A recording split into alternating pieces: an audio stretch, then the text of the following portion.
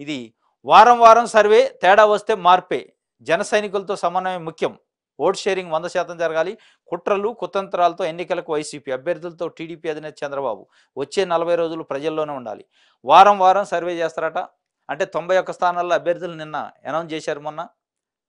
మీకు అభ్యర్థిత్వం వచ్చింది, క్యాండిడేట్‌గా డిక్లేర్ అయింది కాబట్టి నాకేం ఇబ్బంది లేదు అనేది మీరు అనుకోవద్దు. వారం వారం సర్వే చేస్తా. సర్వేలలో తేడా వస్తే జనాలలో తిరగట్లేదని తెలిస్తే అవసరమైతే మారుస్తాం అభ్యర్థులని హెచ్చరించండి నిన్న. 91 మంది అభ్యర్థులను ప్రకటించడంలో కూర్చోబెట్టుకొని మాట్లాడిన సందర్భంలో మీటింగ్‌లో వారం వారం తప్పనిసరిగా సర్వే చేస్తాం.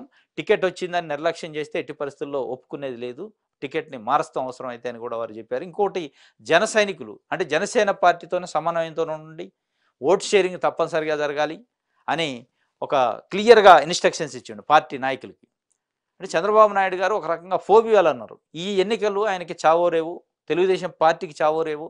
ఎందుకంటే ఈ ఎన్నికల్లో ఓడిపోవటం అంటూ జరిగితే తెలుగుదేశం పార్టీ కనుమరుగయ్యే అవకాశం ఉంది. చంద్రబాబు నాయుడు యొక్క రాజకీయ జీవితం కూడా క్లోజ్ అయ్యే అవకాశం ఉంది. కాబట్టి వారు ప్రతిష్టాత్మకంగా తీసుకోవడంతో పాటు భయంలో ఉన్నట్టు అర్థమైంది. అంటే జగన్మోహన్ రెడ్డి యొక్క ఎత్తుగడలు, జగన్మోహన్ రెడ్డి యొక్క పరిపాలన, జగన్మోహన్ రెడ్డి 5 సంవత్సరాల్లో ప్రజలకు దగ్గరైన విధానం, డైరెక్ట్ కనెక్టివిటీ ఎట్లా పెట్టుకుంటూ గ్రామ సచివాలయము, వాలంటరీ వ్యవస్థతోని ప్రతి ఇంటికి వారి యొక్క స్కీములు, ప్రతి గడపకి వారి యొక్క సేవలు వెళ్ళటం అనేది కొంత ప్రజల్లో ఒక పాజిటివ్ వైబ్రేషన్స్ ఉండే అవకాశం ఉంది. మనం ఎన్ని చెప్పినప్పటికీ, మనం ఎంత మీడియాని అడ్డం పెట్టుకొని దాడి చేసినప్పటికీ ప్రజలు కన్విన్స్ అయ్యే పరిస్థితిలో లేరు. కాబట్టి మీరు తప్పనిసరిగా జన సైనికులు, జనసేన నాయకులతోనే తప్పనిసరిగా మనం కోఆర్డినేట్ చేసుకోవాలని ఒక భయంతో చెప్తున్నట్టు అనిపిస్తుంది.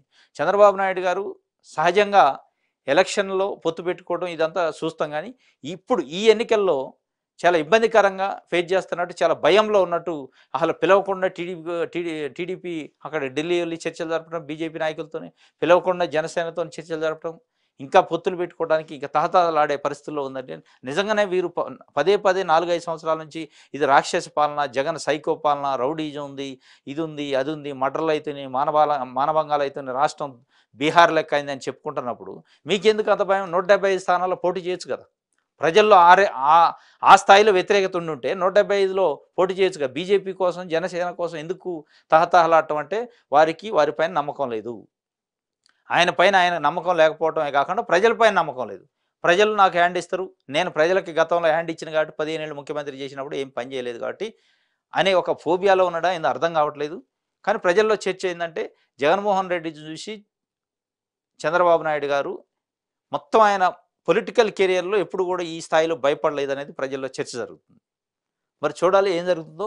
మొత్తానికైతే బీజేపీతోను కూడా పొత్తుకి సిద్ధమైండు. ఆ బీజేపీ ముందుకు రాని పరిస్థితుల్లో టికెట్లు అనౌన్స్ చేశారు. జనసేనని కన్విన్స్ చేసిండు. జనసేనతోని పొత్తు పెట్టుకున్నారు. ఇది జరుగుతుంది.